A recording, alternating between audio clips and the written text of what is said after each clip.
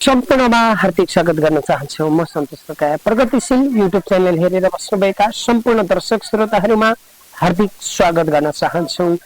आज चाहिँ हामी काठमाडौँ जिल्लाको थानकोट चन्द्रगिरी वडा नम्बर 4 मा उपस्थित भएका छौँ। आज हामी छुट्टै एउटा प्रसङ्ग, एउटा छुट्टै एउटा संवादलाई लिएर हजुरहरू सामु उपस्थित भएका छौँ। पक्कै पनि प्रगतिशील युट्युब च्यानल हेरेर बस्नुभएका सम्पूर्ण दर्शक श्रोताहरूलाई हामी कसरी अगाडि बढ्दैछौँ, के छ यो युट्युब च्यानलले गर्न खोजेका कामहरू के हुन् र कसरी अगाडि बढ्ने भन्ने सन्दर्भमा आज हामी विशेष छलफल गर्दैछौँ, कुराकानी गर्दैछौँ। जो हामीसँग हुनुहुन्छ प्रगतिशील अपाङ्ग सङ्घ अर्धखाँचीका अध्यक्ष दामोदर विशीज्यूसँग हामी छोटो कुराकानी गर्दैछौँ। पक्कै पनि हाम्रो कुराकानीलाई सुनिदिनु होला र सपोर्ट अनि कि लाइक कमेन्ट सेयर गरिदिनु होला भिडियोलाई। सम्पूर्णमा अनुरोध के गर्न चाहन्छु भने हाम्रो युट्युब च्यानल नयाँ हो र सबैले हाम्रो युट्युब च्यानललाई सब्सक्राइब गर्न नभुल्नु होला। हामी विभिन्न किसिमका भिडियोहरू के कसरी अगाडि बढ्ने भन्ने कुरामा आज हामी छोटो कुराकानी गर्दैछौँ। जो हुनुहुन्छ प्रगतिशील अपाङ्ग सङ्घका अर्धखाँचीका अध्यक्ष दामोदर विशीज्यू हुनुहुन्छ। दामोदर विशीज्यूलाई हार्दिक स्वागत गर्न चाहन्छु। धन्यवाद। हाम्रो प्रगतिशील युट्युब च्यानलका सञ्चालक सन्तोष ढोकाज्यूलाई धन्यवाद दिन चाहन्छु। के छ, आराम हुनुहुन्छ? आरामै। ओके, हजुर ठिक छ। ओके, अनि विशेष के छ त हामी अब चाहिँ एउटा नयाँ युट्युब च्यानल त विशेष क्रिएट गरेका छौँ अध्यक्षज्यू, होइन? कसरी अगाडि बढ्ने, के गर्दा हामीले गर्न खोजेका कामहरू के हुन् र कसरी अगाडि बढ्न सकिन्छ भन्ने बारेमा हाम्रा दर्शक श्रोताहरूलाई गर्न खोजेको कामहरूको बारेमा एकचोटि बताइदिनुहोस्। धन्यवाद सञ्चालकज्यू। हामी विगत 70 सालमा जिल्ला प्रशासन अर्घाखाँचीबाट दर्ता भई स्वीकृता ल्याई हामी यस प्रगतिशील अपाङ्ग सङ्घबाट हामी केही काम गर्न खोजिरहेका छौँ।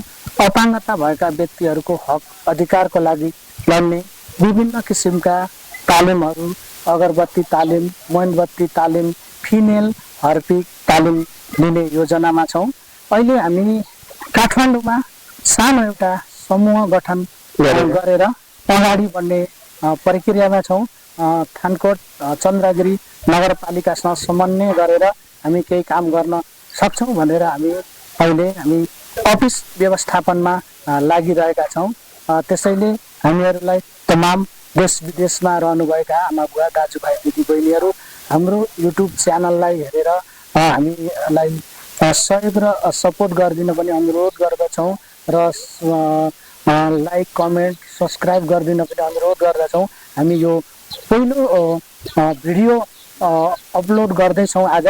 त्यसैले हामीमा भएका केही सिपहरूलाई अपाङ्गता भएका व्यक्तिहरू सामु पुर्याउने, अन्य सम्पूर्ण आमा बुवा तथा दाजुभाइ दिदीहरूमा पुर्याउने, अपाङ्गता भएका व्यक्तिहरूले पनि केही गर्न सक्छन् भन्ने केही समाजमा केही राम्रो काम गरेर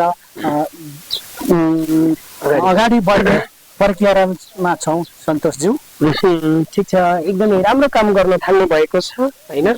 मेरो व्यक्तिगत तर्फबाट हार्दिक मङ्गलमय शुभकामना पनि दिन चाहन्छु।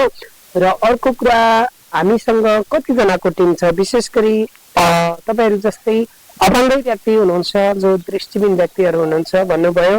हर्पिक फिमेलका कामहरू कसरी गर्न सकिन्छ त? दृष्टिबिन व्यक्तिले पनि गर्न सक्छ त यस्ता कामहरू?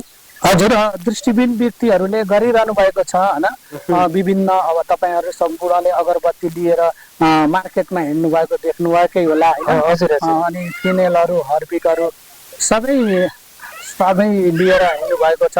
त्यसैले तपाईँहरूको सपोर्ट, हाम्रा आमा बुवा तथा दाजुभाइ दिदीबहिनीहरू सम्पूर्णको सपोर्ट भयो भने हामीले मार्केटमा ल्याएका सामग्रीहरूलाई किनेर सहयोग गरिदिनु भयो भने र हाम्रा ती अपाङ्गता भएका व्यक्तिहरूले जो रोजगारविहीन हुनुहुन्छ, रोजगारको पहुँचमा पुग्नु भएको छैन, उहाँहरूलाई अगाडि को लागि एक गाँस खानको लागि, दिनचर्या बिताउनको लागि सहज हुने छ भन्ने हामीले विश्वास गरेका छौँ।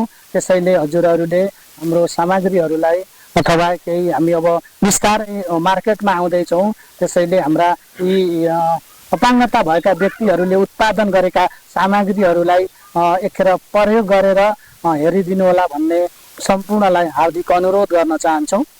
धन्यवाद छ। पक्कै पनि लगभग धुप बनाउनु कति जति लागत लाग्दो रहेछ, दृष्टिबिनले कसरी गर्न सक्छ त त्यो? दृष्टिविदहरूले गर्न सक्नुहुन्छ होला। विभिन्न ठाउँमा ट्रेनिङहरू लिइरहनु भएको छ, गरिरहनु भएको छ। अब हामी पनि मार्केटिङमा हेर्दछौँ कहिलेकाहीँ होइन। अनि अब विविध बागडुग्का जुट पनि हामीलाई भोलिन्टियरको आवश्यकता पर्दछ। हामी अब भोलिन्टियर बिना हिँड्न सक्दैनौँ। त्यसैले हामीहरू अब हामीहरू मिलेर कसरी यस संस्थालाई अगाडि बढाउन सकिन्छ, यस च्यानललाई अगाडि बढाउन सकिन्छ भन्ने प्रक्रियामा नै छौँ। बिस्तारै हामी बल्ल बाहिर आउँदैछौँ भन्दै केही अपाङ्गता भएका व्यक्तिहरू सामु अथवा हजुरहरू सामु हामी अगाडि बढ्दैछौँ भनेर हामी अब हजुरहरूको ठुलो सपोर्ट भयो भने हामी पक्कै नै अगाडि बढ्नेछौँ भन्ने विश्वास गर्दछु। अहिले हजुरसँग भनिसक्नु भएको छ सबै कामहरू, धुप, फिनाइल, हर्पिटका कामहरू, विशेष मार्केटिङ। जो दृष्टिबिन अशक्त व्यक्ति हुनुहुन्छ उहाँहरूको गुजारा चलाउनको लागि, उहाँहरूको घाँसपासको लागि कसरी केही आधार हुन्छ कि भन्ने उद्देश्यले हामीले यो काम गर्न थालिसकेका छौँ भन्नुभएको छ।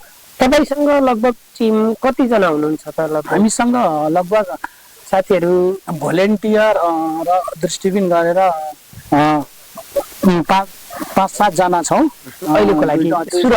सुरुवातमा यो सानो एउटा हाम्रो प्रगतिशील अपाङ्ग सङ्घ अर्घाखाँचीले समन्वय गरेर होइन, उसको मातहतबाट एउटा सानो कमिटी गरेर त्यसलाई लाने प्रक्रियामा छौँ। हामी लगभग अब सुरुवातमा छौँ भन्न चाहन्छौँ। अब हामीले पहिला अर्घाखाँचीमा काम गरियो, अर्घाखाँचीमा हामीले मोमबत्तीको ट्रेनिङ दियो, विभिन्न अब ट्रेनिङहरू दियो, कहिले सहकारीहरूका ट्रेनिङहरू दियो, बचतहरूको ट्रेनिङहरू दियो होइन। सबैको अहिले खास हामी काठमाडौँमा एउटा सानो समूह बनाएर काम गर्न सकिन्छ कि भनेर प्रयास गरिरहेका छौँ। हामी सुरुवातमै छौँ अहिले।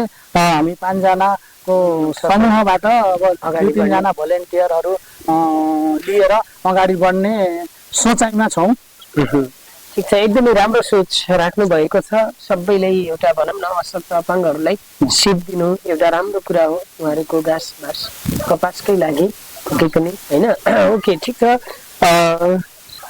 अरू के भन्न चाहनुहुन्छ? आर्थिक पाटो र अफिस खर्च तपाईँले कसरी गर्दै हुनुहुन्छ? के छ त विशेष गरेर तिनीहरूका जस्तै भनौँ न हर्पिट बनाउनको लागि विशेष गरी के चाहिन्छ, धुप बनाउनको लागि के चाहिन्छ, ती तपाईँहरूसँग स्रोत साधनहरू के कति पर्याप्त मात्रामा छन् कि छैनन्? अहिले हामी सुरुवातमा छौँ, अफिस व्यवस्थापन गर्दैछौँ। अब हजुरहरू जस्तो हाम्रो यस भिडियोलाई अवलोकन गरेर हेरेर हाम्रो संस्थालाई पनि केही सहयोग गर्न इच्छुक हुनुहुन्छ भने हजुरहरूले पनि आफू सक्दो होइन केही सामग्रीहरू हुन्छ, केही सहयोग गर्न पनि अनुरोध गर्दछौँ।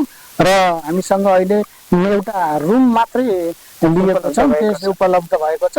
त्यस रुममा अब हामीले डेकोरेसन गर्नेसम्म अब हामी प्रक्रिया मिलाउँदैछौँ होइन, जताबाट हुन्छ। अब हाम्रो अहिले हामीसँग केही प्रोजेक्टहरू पनि छैन हाम्रो संस्थामा।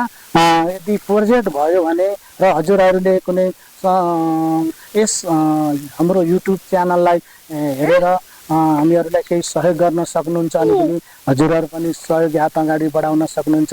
अपाङ्गता भएको क्षेत्रमा केही सपोर्ट गर्न चाहनुहुन्छ भने पनि हामीलाई सम्पर्क गर्न सक्नुहुनेछ भन्दै होइन अहिलेको लागि यति नै। Okay, thank you so much. हाम्रा प्रगतिशील अपाङ्ग सङ्घका अध्यक्षज्यूलाई जानकारी दिइसक्नु भएको छ। जो उहाँले अशक्त अपाङ्गमा भएका कलागला सँगसँगै उहाँले गर्न सक्ने कामहरू के कसरी अगाडि बढ्न सकिन्छ, उहाँहरूको समस्या के हो, कति उहाँहरूलाई जिन्दगी जिउनको लागि कति अप्ठ्यारो र बाधा अडचनहरू पुग्छन्, त्यस्ता उहाँले भनिसक्नु भएको छ। उहाँहरूकै हकितको लागि हामी लागिराखेका छौँ र हामी चाहिँ एउटा सुरुवात पोइन्टमा भनिसक्नु भएको छ। उहाँले एउटा कोठा उपलब्ध छ र हाम्रा दर्शक श्रोताहरूले हेर्नुभयो, कोही अशक्त अपाङ्गहरूलाई विभिन्न उसमा केही आफ्नो क्षमता अनुसारका तालिमहरू प्राप्त दिन चाहनुहुन्छ, गर्न सक्ने कामहरू कम्प्युटर ट्रेडिङदेखि लिएर हरेक धुपहरूदेखि लिएर हर्टबिट फिनाइल यस्ता तपाईँहरूसँग कुनै स्रोत साधनहरू लगायत कुनै ट्रेडिङ दिन सक्ने क्षमता छ भने पनि हामीसँग सम्पर्क गर्नुहोला र हामी उक्त व्यक्तिहरूलाई तालिम लिने व्यक्तिहरूलाई हामी तपाईँहरूसँग समन्वय पनि गराउनेछौँ र अन्य कोही स्रोत साधनहरू तपाईँ आफै उत्पादन गर्नुहोस्, हामी त्यसको लागि स्रोत साधन उपलब्ध गराउँछु भन्नुहुन्छ भने पनि उपलब्ध गराइदिन सक्नुहुनेछ। र ओके अध्यक्षज्यू, हामीसँग छोटो कुराकानी गऱ्यौँ, एकदमै खुसी लाग्यो, तपाईँले विशेष धन्यवाद छ। विशेष गरी तपाईँ हाम्रो जुन प्रगतिशील युट्युब च्यानलमा का सञ्चालकजी हाम्रो सन्तोषज्यूलाई पनि धेरै धेरै धन्यवाद छ। सम्पूर्णले हाम्रो भिडियोलाई लाइक सेयर कमेन्ट गरिदिनु होला भन्दै अहिलेको लागि म बिदा हुन चाहन्छु। हस्त धन्यवाद, नमस्ते। धेरै धेरै धन्यवाद छ दामोदर विश्वज्यूलाई, हार्दिक धन्यवाद दिन चाहन्छौँ। हामीले छोटो मिठो कुराकानी गऱ्यौँ, पक्कै पनि तपाईँहरूलाई कस्तो लाग्यो, सुझाव सल्लाह प्रतिक्रिया दिन नभुल्नुहोला भन्दै हाम्रो युट्युब च्यानललाई सब्सक्राइब गर्न पनि नभुल्नुहोला, लाइक कमेन्ट सेयर गरिदिनु होला। Okay, thank you so much भन्दै बिदा हुन चाहन्छौँ। धन्यवाद।